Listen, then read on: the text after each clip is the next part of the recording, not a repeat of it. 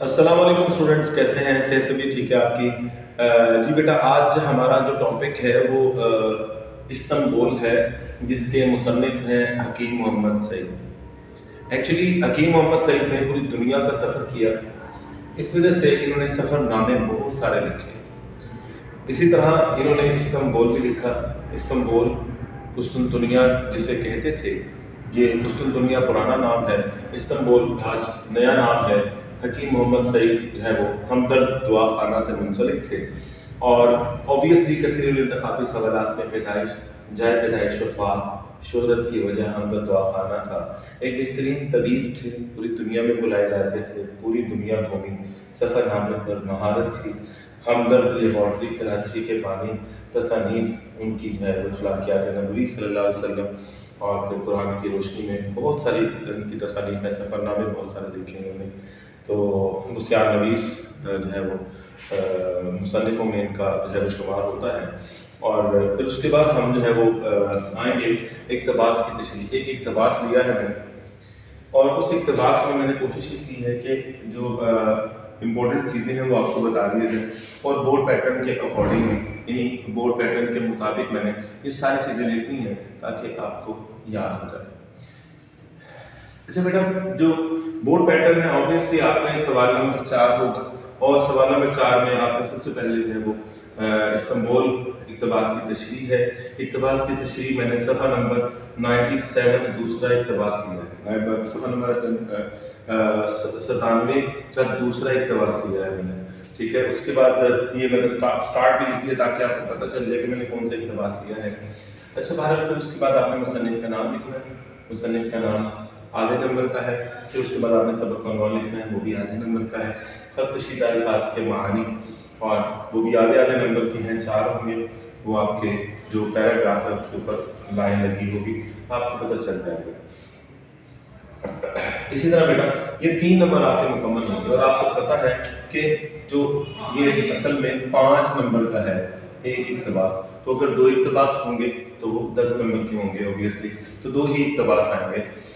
اچھا، اسی طرح تشریح ہے۔ تشریح میں بیٹا مصنف کی قابلیت سب سے پہلے لکھتے ہیں، 1.5 لائن آپ نے مصنف کی قابلیت کا لکھنا ہے۔ تو ان کی جو قابلیت ہے، علامت طبیب ہے، سفر نامہ لکھنے میں مہارت رکھی، ادیب اور سماجی اور سیاسی شخصیت تھی۔ یہی وجہ تھی کہ ان کو قتل کر دیا گیا، نامعلوم انسان نے، آج تک پتہ نہیں چل سکا، یہی وجہ تھی کہ ان کو قتل کر دیا گیا۔ استنبول، اچھا اس کے فنی محاسن کیا ہے؟ استنبول کے ایک سفر نامہ لکھا گیا، ٹھیک ہے۔ استنبول کی ترکی کی تہذیب یہاں پہ مینشن کی گئی ہے۔ پھر اس کے بعد مساجد ہیں، عثمانی سلطنت کے بارے میں بتایا گیا، ان کے بادشاہوں کے بارے میں بتایا گیا، ٹھیک ہے۔ پھر اس کے اقتباس کی شرح ہے، سیاح ترکی میں یہ ماخذ ہے اس کا، ٹھیک ہے۔ مشہور لوگ جو ہیں وہ ان کے اوپر ڈسکشن کرنی وغیرہ وغیرہ، یہ ساری چیزیں آپ نے اقتباس میں ان ڈیٹیل ڈسکشن کرنی ہے۔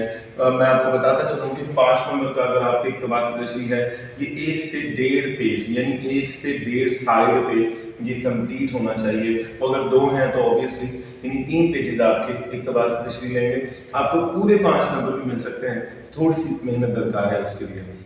آئیے خلاصے کی طرف۔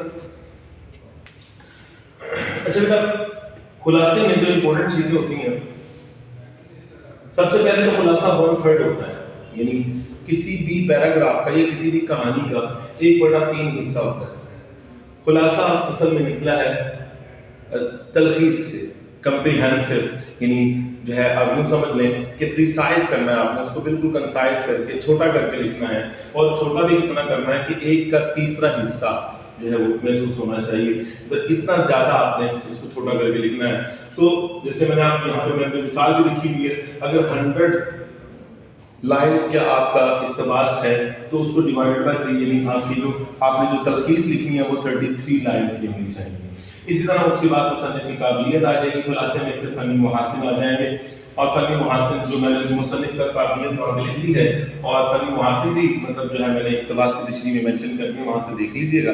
اور پھر اس کے بعد اہم نکات ہیں۔ اہم نکات میں مسلمانوں کو قسطنطنیہ پر حملہ، پہلا حملہ، پھر اس کے بعد سلطان محمد فاتح نے قسطنطنیہ کو فتح کیا، کس طرح فتح کی، یہ ساری ڈیٹیل لکھی ہوئی ہے، آپ نے کنسائز کر کے لکھنا ہے۔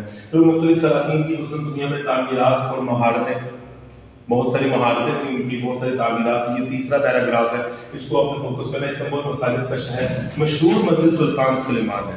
سلطان سلیمان کے اوپر بہت ساری ڈسکشن ہوئی ہے. پھر اس کے بعد سلیمانیہ سے ایک بڑا کتب خانہ، 1,00,000 کلمی کتابیں وہاں موجود ہیں.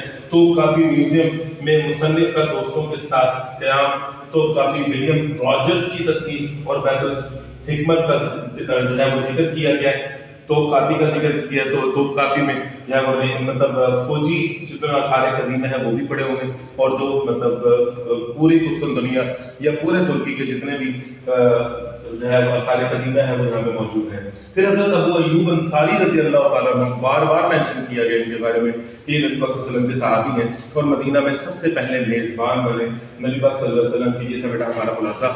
آج ہمارا جو چیپٹر ہے استنبول وہ کمپلیٹ ہو گیا.